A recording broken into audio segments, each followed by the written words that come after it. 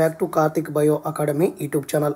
ఏపీలో అదేవిధంగా తెలంగాణలో ఉన్నటువంటి స్కూల్ అసిస్టెంట్ అభ్యర్థులకి ఇంటర్మీడియట్లో ఉన్నటువంటి కంటెంట్ కావచ్చు, లేకపోతే బిట్స్ కావచ్చు, కొంచెం ఇబ్బందికరంగా ఉంటాయి. కాబట్టి ఇంటర్మీడియట్ సంబంధించి first year botany, second year botany, first year zoology, second year zoology ఈ 4 టెక్స్ట్ బుక్స్ని మనం బిట్ బ్యాంక్ రూపంలో అందిస్తున్నాను. దీని గురించి ఒక వీడియో అయితే ముందు ఉంటుందో ఆ వీడియో చూడండి, లేకపోతే యూట్యూబ్లో ఎక్స్ప్లెనేషన్ ఇస్తాను. సో ఈ రోజు నుంచి మనకి డైలీ ఒక వీడియో లేదా 2 వీడియోస్ అప్లోడ్ అవుతాయి. డైలీ 30 to 50 లేదా 50 to 100 టైం ఉంటే మనకి బిట్ బ్యాంక్ అనేది మనకి ఇస్తాను. ఈ అన్ని విషయాలు కూడా నేను యూట్యూబ్లో తెలియజేస్తాను. లేట్ చేయకుండా మనం ముందుగా ఇంటర్మీడియట్లో కంటెంట్లో అతి ముఖ్యమైనది ఏంటంటే మనకి సెకండ్ ఇయర్ జువాలజీ. ఎందుకంటే హ్యూమన్ ఫిజియాలజీ ఎక్కువగా ఉంటుంది కాబట్టి చాలా ఇంపార్టెంట్ సెకండ్ ఇయర్ జువాలజీ. తర్వాత మనకి సెకండ్ ఇయర్ బాటనీ, తర్వాత first year zoology, second year zoology, అలాగా 4 టెక్స్ట్ బుక్లో మనకి ముందుగా ప్రిఫరెన్స్ ఇవ్వాల్సింది మనం సెకండ్ ఇయర్ జువాలజీ. అయితే దీంట్లో మనం ఓన్లీ బిట్ బ్యాంక్ వరకు ఎక్స్ప్లెయిన్ చేస్తాను, ఎందుకంటే ఆల్రెడీ బుక్ ప్రిపేర్ అవుతుంది కాబట్టి దాంట్లో అన్నీ కవర్ అయిపోతాయి. క్లాసులు కూడా ఉంటాయి కాబట్టి యూట్యూబ్లో అక్కడ సరే చెప్తాను. కాబట్టి ముందుగా ఇక్కడ బిట్ బ్యాంక్ అనేది మీరు ఖచ్చితంగా ఈ వీడియో చూసే ముందు మీ దగ్గర second year like zoology text book ఉంటే ఇంటర్మీడియట్, అది ఏపీ కావచ్చు, తెలంగాణ కావచ్చు, ఇద్దరికి సేమ్ సిలబస్, అసలు మారలేదు. ఆ విషయాలు నేను తెలియచేస్తాను. మీరు ముందు చదివిన తర్వాత మాత్రమే ఈ బిట్ బ్యాంక్ మీద ఒకసారి మీరు చూడండి, అప్పుడు అర్థమవుతుంది. ఈ కోర్స్ ఈ రోజు నుంచి ఇది అందుబాటులో ఉంటుంది, మీరు బై చేసుకోండి. ఎందుకంటే చాలా ఇంపార్టెంట్, మనకి 1 మార్క్ కూడా చాలా ఇంపార్టెంట్. కాబట్టి ఎంత కష్టమైనప్పటికీ కూడా మీకంటే నాకు చాలా కష్టం అయినప్పటికీ ఆస్పిరెంట్స్ ఎక్కడైతే మనకి మైనస్లు ఉన్నాయో అదే ఇంటర్మీడియట్ స్థాయి. ఎక్కడ కూడా మనకి ఇంటర్మీడియట్ స్థాయి అంత ఎఫెక్టివ్గా బిట్ బ్యాంక్ అనేది ఉండదు. దట్ బుక్స్ కూడా ఎవరు రాయరు. సో ఎనీవే, ఇదేమన్నప్పటికీ కూడా మరి ఈరోజు నేను స్టార్ట్ చేసినాను. చూడండి, ముందుగా మనకి ఇక్కడ unit zoology, second year zoology మాట్లాడుతున్నాము. దాంట్లో యూనిట్ 1A జీర్ణక్రియ శోషణం అంటాము. దీంట్లో భాగంగా మనకి జీర్ణ వ్యవస్థ ఉంటుంది. అయితే మనకి జీర్ణ వ్యవస్థ ఫస్ట్ బిట్ చూడండి. మానవ జీర్ణ వ్యవస్థలో ఏముంటాయంటే ఎలిమెంటరీ కెనాల్, ఆహార నాళం ఉంటుంది, అదేవిధంగా అనుబంధ గ్రంథులు ఉంటాయి. అంటే మానవుల యొక్క జీర్ణ వ్యవస్థలో ఎలిమెంటరీ కెనాల్ అనేది నోటి నుంచి పాయు వరకు ఉంటుంది. తర్వాత మనకి జీర్ణ గ్రంథులు కొన్ని ఉంటాయి. లాలాజల గ్రంథులు కావచ్చు, జఠర గ్రంథులు కావచ్చు, ఆంత్ర గ్రంథులు అంటే సెలైవరీ గ్లాండ్స్ కానీ, గ్యాస్ట్రిక్ గ్లాండ్స్ కానీ, ఇంటెస్టినల్ గ్లాండ్స్ కానీ, ఇవన్నీ కూడా సపోర్టింగ్ ఉంటాయి. కాబట్టి మానవ జీర్ణ వ్యవస్థలో ఏముంటాయంటే ఎలిమెంటరీ కెనాల్ అనేటువంటి ఆహార నాళము లేదా అనుబంధ గ్రంథులు, ఓకే అడిషనల్ గ్లాండ్స్ అని చెప్తాము. ప్రోటీన్లు ఎక్కడ జీర్ణమవుతాయి మనలో అంటే స్టమక్లో జీర్ణమవుతాయండి. ప్రోటీన్లు అనేవి ఎక్కడ జీర్ణమవుతాయి అంటే మనకి జీర్ణాశయంలో డైజెస్ట్ అవుతాయి. కార్బోహైడ్రేట్స్ అనేవి 70% నోటిలో జీర్ణమవుతుంది. అదేవిధంగా క్రొవ్వులు అనేవి మనకి చిన్న ప్రేగులో జీర్ణమవుతాయి. జీర్ణాశయంలో మనకి ప్రోటీన్లు జీర్ణమవుతాయి. కాబట్టి ఇక్కడ చూడండి, మన రైస్ తీసుకున్నప్పుడు మనం మౌత్లోకి వెళ్ళిన తర్వాత అక్కడే 70% అనేది డైజెస్ట్ అయిపోతుంది. ఏదైనా మనం పప్పు కానీ, మిల్క్ కానీ, ఎగ్ కానీ తీసుకున్నప్పుడు ఆ ప్రోటీన్స్ అన్నీ కూడా జీర్ణాశయంలో జీర్ణమవుతాయి. క్రొవ్వులు లాంటి ఆయిల్ కంటెంట్ సబ్స్టెన్స్ అన్నీ కూడా చిన్న ప్రేగులో జీర్ణమవుతాయి. మొత్తానికి మనకి ఆ కార్బోహైడ్రేట్స్ ఎక్కడైతే జీర్ణం కాలేదో, ప్రోటీన్స్ అయితే ఎక్కడ మిగిలిపోయాయో, ఇవన్నీ కూడా మనకి అంతిమ శోషణ లేదా జీర్ణక్రియ స్థానం ఏంటంటే చిన్న ప్రేగు అవుతుంది, గుర్తుపెట్టుకోవాలి. కాబట్టి ఇక్కడ ఏమి ఇచ్చారు, ప్రోటీన్లు అనేవి ఎక్కడ జీర్ణం అవుతాయని చెప్తున్నారు. సో ప్రోటీన్లు ఎక్కడ జీర్ణమవుతాయి అంటే జీర్ణాశయంలో జీర్ణమవుతాయి. మూడోది, తీసుకునే ఆహారంలో మనకి ప్రోటీన్స్ లోపించాయనుకోండి, ఏ డిసీజ్ వస్తుంది, క్వాషియార్కర్ డిసీజ్ అనేది వస్తుంది. మనం తీసుకునే ఫుడ్లో ఎక్కడైనా మనకి ప్రోటీన్ కంటెంట్ తగ్గితే మనకు వచ్చేటువంటి వ్యాధి, పిల్లలకు వచ్చే వ్యాధి ఏంటంటే మనకి క్వాషియార్కర్ అవుతుంది. సో ఇక్కడ PDF ఇప్పుడే మీకు సెండ్ చేయబడదు, అన్ని విషయాలు యూట్యూబ్లో తెలియజేస్తాను. తర్వాత మనకి తీసుకునేటువంటి ఆహారంలో ప్రోటీన్లు, క్యాలరీలు 2 తగ్గితే మెరాస్మస్ డిసీజ్ అయితే వస్తుంది. ఓకేనండి, తీసుకున్న ఆహారంలో మనకి ప్రోటీన్లు ప్లస్ క్యాలరీలు అంటే మనకి లైక్ క్రొవ్వులు లాంటివి, అటువంటి ఆయిల్ కంటెంట్ మన బాడీలో తీసుకున్న ఆహారంలో క్యాలరీలు కానీ, ప్రోటీన్లు కానీ తగ్గితే దాని మెరాస్మస్ డిసీజ్ అయితే వస్తుంది. సో మానవుడి ఆహార నాళంలో ముఖ్యమైనటువంటి జీర్ణ, అదేవిధంగా శోషణ స్థానం ఏంటి? మానవుడి ఆహార నాళంలో ముఖ్యమైన జీర్ణ శోషణ స్థానం ఏంటంటే మనకి చిన్న ప్రేగు అనేది అవుతుంది. ఓకే, నెక్స్ట్, దేహంలో అతి దృఢమైనటువంటి పదార్థం ఏంటంటే మనకి దంతాలకు సంబంధించి పింగాణి, డెంటిన్, ఓకేనండి. ఎనామిల్ అంటాం కదా, పింగాణి పొరను మనం ఎనామిల్ అంటాం. కాబట్టి ఇక్కడ చూడండి, ఎనామిల్ దేహంలో అతి దృఢమైన పదార్థం ఏంటంటే మనకి పింగాణి అవుతుంది. మరి ఈ పింగాణి పొరని ఏ కణాలు స్రవిస్తాయి అంటే ఎమియోబ్లాస్ట్ కణాలు స్రవిస్తాయి. అంటే 7th బిట్ చూడండి. పిండం యొక్క బహిత్వచం నుంచి, పిండంలో యొక్క అంతర్త్వచము, బహిత్వచం, మధ్యత్వచములు ఉంటాయి. ఈ ఎంబ్రియో యొక్క బహిత్వచం నుంచి ఏర్పడినటువంటి ఎమియోబ్లాస్ట్లు అనేవి దంతాలపైన ఉన్నటువంటి పింగాణి పొరని స్రవిస్తాయి. ఇది 7th బిట్. ఓకే, ఈ పేజీలో ఉన్నటువంటి 7th బిట్. మళ్ళీ ఒకసారి రివైజ్ చేస్తాను చూడండి. మానవ జీర్ణ వ్యవస్థలో ఏముంటాయంటే ఆహార నాళము, అదేవిధంగా అనుబంధ గ్రంథులు ఉంటాయి. ప్రోటీన్లు ఎక్కడ జీర్ణమవుతాయి అంటే జీర్ణాశయంలో జీర్ణమవుతాయి. తీసుకునే ఆహారంలో ప్రోటీన్లు తగ్గితే మనకి క్వాషియార్కర్ డిసీజ్ వస్తుంది. తీసుకునే ఆహారంలో ప్రోటీన్లు ప్లస్ కెలోరీ రెండూ తగ్గితే మనకి మెరాస్మస్ డిసీజ్ వస్తుంది. మానవుడి ఆహార నాళంలో అంతిమంగా లేదా ముఖ్యమైన శోషణ లేదా జీర్ణస్థానం ఏంటంటే మనకి స్మాల్ ఇంటెస్టైన్ లేదా చిన్న ప్రేగు అవుతుంది. దేహంలో అతి దృఢమైనటువంటి పదార్థం ఏంటంటే పింగాణి. సో పిండం యొక్క బహిత్వచం నుంచి ఏర్పడినటువంటి ఎమియోబ్లాస్ట్ ఉంటాయి కదా, పిండం యొక్క బహిత్వచం నుంచి మనకి ఎమియోబ్లాస్ట్ కణాలు అనేవి ఫామ్ అవుతాయి. ఈ ఎమియోబ్లాస్ట్ కణాలు అంటే వాటి నుంచి మనకి పింగాణి పొర అనేది స్రవించబడుతుంది అని అర్థం. ఓకే, నెక్స్ట్ వన్ చూడండి. శ్లేష్మస్తరం అని చెప్పాను కదా, ఇది కొంచెం ఇంపార్టెంట్ బిట్ అండి. ఇది శ్లేష్మస్తరం అనేది మనకి ఇంపార్టెంట్ బిట్ అవుతుంది. ఒకసారి చూడండి. సో శ్లేష్మస్తరం అంటే ఏం కలిగి ఉంటుందంటే ఈ శ్లేష్మస్తరం అనేది గోళికా కణాలని లేదా గాబ్లెట్ కణాలని, ఇది గాబ్లెట్ అదేవిధంగా గోళికా కణాలు. శ్లేష్మస్తరం అనేది గోళికా కణాలు అదేవిధంగా గాబ్లెట్ కణాలని కలిగి ఉండి ఆ శ్లేష్మాన్ని స్రవిస్తుంది అనమాట. ఒకవేళ క్వశ్చన్ ఎలా అడుగుతారు, ఒకవేళ గాబ్లెట్ కణాలు పనిచేయకపోతే దాని ప్రభావం ఏ విధంగా ఉంటుందంటే మనకి మ్యూకస్ ఉత్పత్తి కాదు, శ్లేష్మం అనేది ఉత్పత్తి కాదు. సో వీడియో చూస్తున్నప్పుడు మీ దగ్గర secondary biology zoology text book ఉంటే ముందుగా ఒక ఓరల్గా చూసుకోండి, ఓరల్గా ఒకసారి చదవండి, నేను చెప్పేది అర్థమవుతుంది. ఇది 14th బిట్. కాబట్టి శ్లేష్మస్తరం అనేది గోళికా కణాలు అదేవిధంగా గాబ్లెట్ కణాలని కలిగి ఉంటుంది, శ్లేష్మాన్ని స్రవిస్తూ ఉంటుంది. ఒకవేళ గాబ్లెట్ కణాలు పని చేయకపోతే దాని ప్రభావము శ్లేష్మం అనేది ఉత్పత్తి కాదు. తర్వాత 15th బిట్ చూడండి. ఇక్కడ మనకి 15th బిట్ మనకి దంత ఫార్ములా ఇచ్చారు, డెంటల్ ఫార్ములా.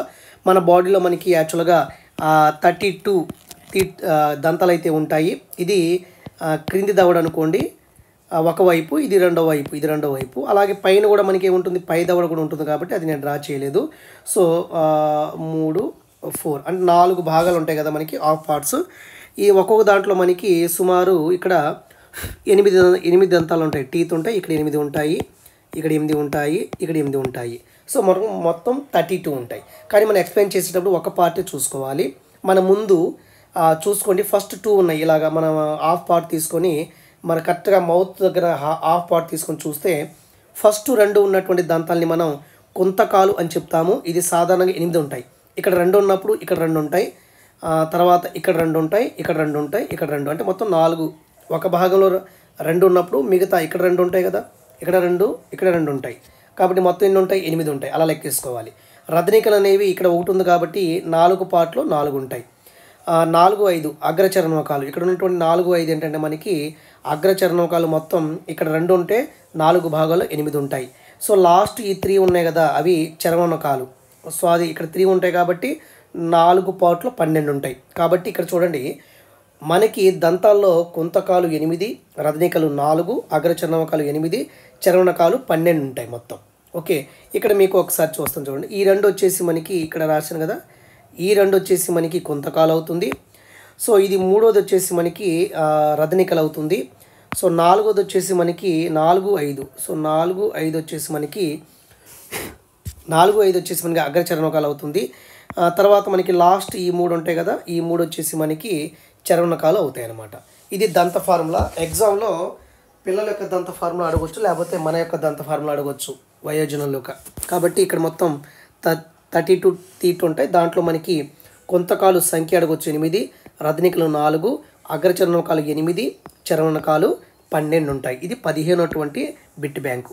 ఇక్కడ చూడండి 16 ఏమన్నారంటే మానవుడిలో దంత ఫార్ములా ఎంత అన్నారు అంటే మనకి 2123/2123. ఎందుకంటే 2 వచ్చేసి మనకి కుంతకాలు 1 అంటే ఒక పార్ట్లోనే, అంటే ఒక భాగంలో, కింద దవడలో ఒక భాగంలో రదనికలు, అగ్రచర్మకాలు, చర్మనకాలు సేమ్ అలాగే ఉంటాయి. కాబట్టి మనకి 2, 1, 2, 3 ఉంటాయి ఒకవైపున. దాని కింద వైపున, ఫర్ ఎగ్జాంపుల్ కింద వైపున ఒక పార్ట్, ఇది రెండో పార్ట్ అనుకోండి, 2, 1, 2, 3 అలాగా 2, 1, 2, 3, 2, 1, 2, 3 ఉంటాయి. కాబట్టి మొత్తం 32 దంతాలు ఉంటాయి. మన ఫార్ములా 2123/2123. అంటే ఇది కింది దవడది. పై దవడది మళ్ళీ మామూలు సేమ్ 2123/2123 ఉంటుంది. ఈ 2123లో 2 అంటే కుంతకాలు, 1 అంటే రదనికలు, ఓకే. తర్వాత మనకి 2 అంటే అగ్రచరణకాలు, 3 అంటే చరణకాలు ఉంటాయి, ఓకే. అది గుర్తుపెట్టుకోండి. మానవుడిలో దంత ఫార్ములా వచ్చేసి 2123/2123 2123 మొత్తం 32 టీత్ అయితే ఉంటాయి. మరి చిన్నపిల్లల్లో దంత ఫార్ములా వచ్చేసి 2102 20 ఉంటాయి. ఇక్కడ మనకి అగ్రచరణకాలు అనేవి ఉండవు అనమాట పిల్లల్లో. 2102 మొత్తం 20 ఉంటాయి వీళ్ళకి. మళ్ళీ తర్వాత కొంత వయసు వచ్చిన తర్వాత పాలదంతలు పోయి మనకి నార్మల్గా 32 దంతాలు అనేవి వచ్చేస్తాయి. ఇది 17లో ఉన్నటువంటి బిట్ అనమాట. కాబట్టి ఇక్కడ మనకి దంత ఫార్ములా అనేది చాలా ఇంపార్టెంట్. 2123/2123 గుర్తుపెట్టుకోండి. 32 ఉంటాయి.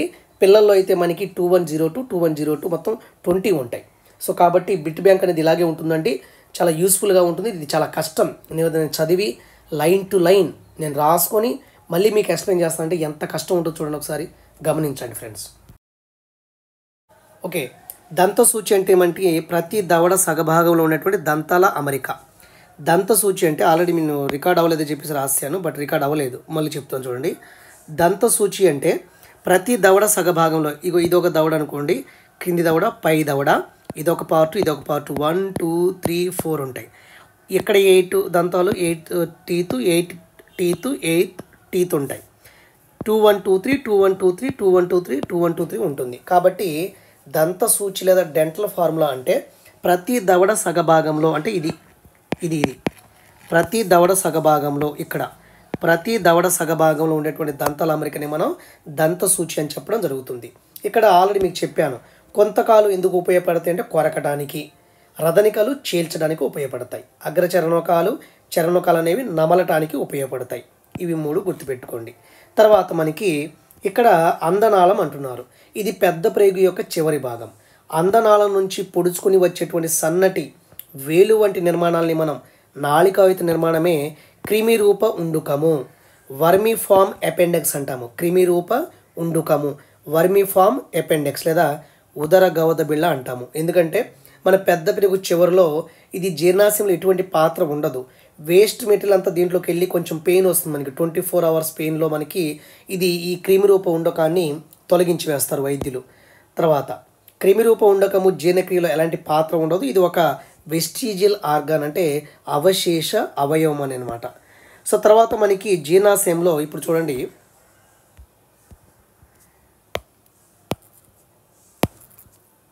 One minute friends. ఓకే, ఇక్కడ చూడండి.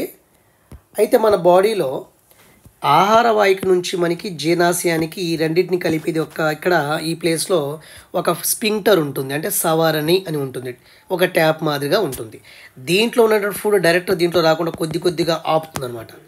అదే స్టమక్కిను స్మాల్ ఇంటెస్టిన్కి మధ్యలో ఇంకో స్పింక్టర్ ఉంటుంది. తర్వాత పెద్ద పేగు చివరిలో మనకి పాయువు దగ్గరలో ఇంకో 2 స్పింక్టర్స్ ఉంటాయి. అలాగా మన బాడీలో స్పింక్టర్స్ అనేవి ఏదైనా పదార్థాలని తొందరగా కాకుండా నెమ్మదిగా పంపిస్తాయి. వాటిని మనం స్పింక్టర్ అంటాము ఇంగ్లీష్లో, తెలుగులో సవరణి అని చెప్పడం జరుగుతుంది. అయితే ఇక్కడ చూడండి, ఊర్ధ్వ ఆహార వాహిక సవరణి అంటే ఆహార వాహిక ఫుడ్ పైప్ యొక్క స్టార్టింగ్లో ఉండేటువంటి స్పింక్టర్ లేదా సవరణి ఏంటంటే మనకి ఊర్ధ్వ ఆహార వాహిక సవరణి. 2 జఠర నిర్గమ సవరణి అని చెప్తాము. అంటే జఠర నిర్గమ సవరణి ఎక్కడ ఉంటుంది? జీర్ణాశయానికిను ఈ చిన్న ప్రేగు స్టార్టింగ్ పార్ట్ ఏంటి? ఆంత్రమూలం అని చెప్తాము, డ్యూడినం అని చెప్తాము. అంటే జీర్ణాశయానికిను చిన్న ప్రేగు మొదటి భాగమైనటువంటి ఆంత్రమూలానికి మధ్య ఉండేది జఠర నిర్గమ సవరణి. తర్వాత శేషాంత్రిక అందనాళ సవరణి. శేషాంత్రికం అంటే చిన్న పేగు భాగము, అందనాళం అంటే పెద్ద పేగు భాగము, అంతే కదా. అంటే దీంట్లో శేషాంత్రిక అందనాళ సవరణి అంటే చిన్న ప్రేగుకిను పెద్ద ప్రేగు మధ్య ఉండేది శేషాంత్రిక అందనాళ సవరణి. సో ఇది ఒక పార్ట్ అనమాట. అంటే మనం 20 బిట్స్ వరకు వచ్చాము. పాయు సవరణి పాయువు దగ్గర ఉంటుంది, భావ్య పాయువు సవరణి 2 ఉంటాయి అన్నమాట. ఇవి పాయువు యొక్క రంధ్రాన్ని మనకి నియంత్రిస్తూ ఉంటాయి. సో అంతర పాయువు సవరణి మన కంట్రోల్లో ఉండదు, భావ్య పాయువు సవరణి అనేది మన కంట్రోల్లో ఉంటుంది. సో ఇందాక మళ్ళీ ఒక బిట్టి రాసాను చూడండి, ఇక్కడ ఇంపార్టెంట్ అని చెప్పేసి, ఆహారనాళ గోడల్లో ఉండేటువంటి స్థరాలు ఏదైతే ఉంటాయో లోపలి నుండి వెలుపలికి వరుసగా రాయమంటే ఇలా రాయాలి. ఇక్కడ ఏమన్నారు? లోపలి నుండి వెలుపలికి ఆహారనాళ గోడలో ఉండేటువంటి స్థరాలు లోపలి నుండి వెలుపలికి వరుసగా అంటే లోపల ఏంటిది శ్లేష్మస్తరము, దాని తర్వాత అధశ్లేష్మస్తరము, తర్వాత వెలుపలి కండరస్తరము, తర్వాత శిరోస వెలుపలిది. అదే క్వశ్చన్ ఇక్కడ రాసాను చూడండి. ఆహారనాళ గోడలో ఉండేటువంటి స్తరాలు వెలుపలి నుండి లోపలికి వరుసగా, అంటే శిరోస నుంచి శ్లేష్మస్తరం వరకు వరుసగా ఇలాగ మనకి అడగటానికి అవకాశం ఉంటుంది కాబట్టి రెండు రకాలుగా రాశాను. అయితే ఈ శ్లేష్మస్తరం ఉంది కదా మనకి ఆహార నాళాల్లో, అంటే మనకి ఆహారం ఎలిమెంటరీ కెనాల్లో ఉన్నటువంటి ఎలిమెంటరీ కెనాల్ని మనం ఫర్ ఎగ్జాంపుల్ ఎలిమెంటరీ కెనాల్ ఏదనుకోండి నోరు నుంచి పాయు వరకు ఉంటుంది. దీన్ని కట్ చేస్తే మనకి దీంట్లో ఇలాగా ఒక 4 లేయర్స్ కనిపిస్తాయి. వెలుపలి శిరోస, రెండోది వెలుపలి కండరస్తరము, తర్వాత అధశ్లేష్మస్తరము, తర్వాత శ్లేష్మస్తరం ఉంటుంది. ఈ శ్లేష్మస్తరం ఏం చేస్తుందంటే శ్లేష్మాన్ని స్రవిస్తుంది, మ్యూకస్ని స్రవిస్తుంది ఆహారనాళంలో, గుర్తుపెట్టుకోండి. అదే కాకుండా ఈ శ్లేష్మస్తరం అనేది గోళికా కణాలని లేదా గాబ్లెట్ కణాలని కలిగి ఉండి మ్యూకస్ లేదా శ్లేష్మాన్ని అనేది స్రవిస్తుంది. ఇది గుర్తుపెట్టుకోండి. సో తర్వాత చూడండి, ఇంకా మనకి చిన్న ప్రేగు ప్రాంతానికి వచ్చాం మనం. ఒక ఆర్డర్లో చెప్తున్నాను. సో రూగే అంటే ఏంటి? సో రూగే అంటే ఏంటంటే మనకి యాక్చువల్గా ఇక్కడ చూడండి, జీర్ణాశయపు లోపలి ఉపకళలు అనేవి క్రమరహితంగా మడతల్ని కలిగి ఉంటుంది. దీన్ని మనం జఠర రూగే అని చెప్పడం జరుగుతుంది. జీర్ణాశయపు లోపలి ఉపకళ అనేది క్రమరహిత మడతల్ని కలిగి ఉంటుంది. దాన్ని మనం రూగే అని చెప్పవచ్చు, రూగే. తర్వాత ఇంటెస్టినల్ విల్లై అంటే మనకి ఆంత్రశోషకాలు. ఆంత్రశోషకాలు అంటే ఏంటి? ఇవన్నీ చిన్న ప్రేగులో ఉంటాయి కాబట్టి చిన్న ప్రేగు శ్లేష్మస్తరం ఏర్పరిచినటువంటి చిన్న మడతల్ని మనం ఆంత్రశోషకాలు లేదా ఇంటెస్టైనల్ విల్లై అని చెప్తాము, విల్లై. తర్వాత సూక్ష్మ శోషకాలు అంటే మనకి చిన్న ప్రేగులో జీర్ణమైపోయిన తర్వాత గ్లూకోజ్ అనేది బ్లడ్లో ఈ పార్ట్ ద్వారా మాత్రమే ట్రాన్స్ఫర్ అవుతుంది, విల్లై ద్వారా. జీర్ణమైనటువంటి ఆహార పదార్థాలన్నీ కూడా రక్తంలో ఈ సూక్ష్మ శోషకాల ద్వారానే వెళ్తాయి కాబట్టి మైక్రో విల్లై అని చెప్తాము. అంటే ఆంత్రశోషకాలపై గల స్తంభాకార ఉపకళ కణాలు అనేటువంటి సూక్ష్మ నిర్మాణాలు. ఆంత్రశోషకాలపైన ఉండేటువంటి స్తంభాకార ఉపకళ కణాలు అనేటువంటి ఈ యొక్క నిర్మాణాలని, అంటే ఆంత్రశోషకాల మీద ఉండేటువంటి స్తంభాకార ఉపకళ కణాలని మనం సూక్ష్మ శోషకాలు లేదా విల్లై అని చెప్తాము. ఇది చిన్న ప్రేగు నుంచి బ్లడ్లోకి ఆహారం గ్లూకోజ్ అనేది వెళ్ళటానికి సహాయం చేస్తుంది. మన జీర్ణమైనటువంటి గ్లూకోజ్ అనేది ఈ సూక్ష్మ శోషకాల ద్వారా మాత్రమే బ్లడ్లో కలుస్తుంది. తర్వాత లాక్టియల్ అంటే ఏంటి? సో లాక్టియల్ అనేది మనకి యాక్చువల్గా ప్రతి ఆంత్రశోషకంలో ఒక పెద్ద శోషరస నాళిక ఉంటుంది. ఆంత్రశోషకాల్లో ఉండేటువంటి పెద్ద శోషరస నాళికని మనం లాక్టియల్ అని చెప్పడం జరుగుతుంది, లాక్టియల్. ఓకేనండి, ఓకే. ఇది ఒక కేశనాళికల జాలకం వల్ల మాదిరిగా ఉంటుంది. ఇది 24 చూడండి. చిన్న ప్రేగు శ్లేష్మస్తరంలో ఆంత్రశోషకాలకు మధ్య మనకి ఏవి ఉంటాయి? ఈ చిన్న ప్రేగు యొక్క శ్లేష్మస్తరంలో మనకి ఆంత్రశోషకాల మధ్య ఉన్నటువంటి గుహికలు ఏంటంటే మనకి లిబర్కున్ గుహికలు. ఇది కొంచెం ఇంపార్టెంట్ బిట్ అండి, ఇది ఇంపార్టెంట్ బిట్. ఒక ఎగ్జామ్లో అయితే అడిగాడు. చూడండి ఇక్కడ ఏమన్నారంటే మనకి చిన్న ప్రేగు శ్లేష్మస్తరంలో మనకి ఆంత్రశోషకాలకు మధ్య లిబర్కున్ గుహికలు ఉంటాయి, గుర్తుపెట్టుకోండి ఇది. ఓకేనండి. తర్వాత మనకి గోళిక అదేవిధంగా గాబ్లెట్ కణాలు ఆల్రెడీ మీకు చెప్పాను. ఆహారనాళంలో ఉండేటువంటి చివరి పొర మనకి శ్లేష్మస్తరము. ఇది శ్లేష్మస్తరం, ఇది శ్లేష్మాన్ని కలిగి ఉంటుంది, స్రవిస్తుంది. ఎందుకంటే ఇది గోళిక గాబ్లెట్ కణాన్ని కలిగి ఉంటుంది కాబట్టి. సో తర్వాత గోళిక అదేవిధంగా గాబ్లెట్ కణాలు చూడండి. ఇది దీని యొక్క పని ఏంటంటే పేగు యొక్క గోడల్ని ఎంజైమ్స్ యొక్క ప్రభావం నుండి రక్షిస్తుంది ఇది. అంతేకాకుండా ఆహారాన్ని సులభంగా జారేటట్లు చేసేది మనకి ఈ గాబ్లెట్ కణాలు. ఇవి ఆహారనాళంలో శ్లేష్మస్తరంలో ఉంటాయి, గుర్తుపెట్టుకోండి. తర్వాత మానవుడిలో ఉన్నటువంటి లాలాజల గ్రంథులు, ఇది మొన్న తెలంగాణ బిట్లు అడిగాడు. 3 జతలు ఉంటాయి సార్, అది 6 అనుకోండి. సింగిల్ నెంబర్ ఇస్తే 6, 3 పేర్స్ అన్నప్పుడు మ్యాక్సిమం ఈ ఆప్షన్ ఉంటే ఇది అనమాట. కాబట్టి మానవుడిలో ఉండేటువంటి లాలాజల గ్రంథులు వచ్చేసి మొత్తం 3 జతలు ఉంటాయి. అవి పెరోటిడ్ గ్రంథులు, అధోజంపిక గ్రంథులు, దీన్ని సబ్ మ్యాండిబులర్ గ్రంథులు అంటాము, అధోజీవక గ్రంథులు, ఇవన్నీ తెలుసు మీకు. కాబట్టి 27 బిట్ అది రాశాను చూడండి. సో మానవుల్లో ఉండేటువంటి లాలాజల గ్రంథులు 3 జతలుగా ఉంటాయి. ఒకటి పెరోటిడ్ గ్రంథులు, 2 అధోజంబిక గ్రంథులు లేదా సబ్ మాండిబులార్ గ్రంథులు అంటాము, అధోజీవక గ్రంథులు, మొత్తం 3 ఉంటాయి, అంటే 3 పేర్స్ ఉంటాయి. ఇది పెరోటిడ్ గ్లాండ్స్ మీకు తెలుసు, వెలుపలి చెవి పీట భాగం లేదా చెంపల లోపలి తలాలో ఉండేది పెరోటిడ్ గ్లాండ్స్ అనమాట. ఈ గ్లాండ్స్ అనేవి మనకి వైరస్ ఇన్ఫెక్ట్ అయితే అవి కొంచెం వాపు వస్తాయి కాబట్టి ఇక్కడ మనకి దాన్ని సింపుల్ గైటర్ అని చెప్పొచ్చు. పెరటోడి గ్రంథుల దగ్గరే కొంచెం వాపు వస్తుంది. తర్వాత అధోజంబిక గ్రంథులు లేదా సబ్ మ్యాండిబులర్ గ్రంథులు అంటే క్రింది దవడ మూలాల్లో ఉంటుంది. తర్వాత అధోజిహ్వక గ్రంథులు అంటే మనకి నాలుక కింద భాగంలో ఉంటుంది. మొత్తానికి మానవుల్లో ఉన్నటువంటి లాలాజల గ్రంథులు సుమారు కాదు 3 జతలే ఉంటాయి, అవి 6 ఉంటాయి. మరి లాలాజలంలో ఏ ఎంజైమ్ ఉంటుంది? మరి లాలాజలంలో ఉన్నటువంటి ఎంజైమ్స్ అనేవి కార్బోహైడ్రేట్ని జీర్ణం చేస్తాయి, గుర్తుపెట్టుకోండి. కాబట్టి లాలాజలంలో ఉన్నటువంటి ఎంజైమ్ పేరు టైలిను.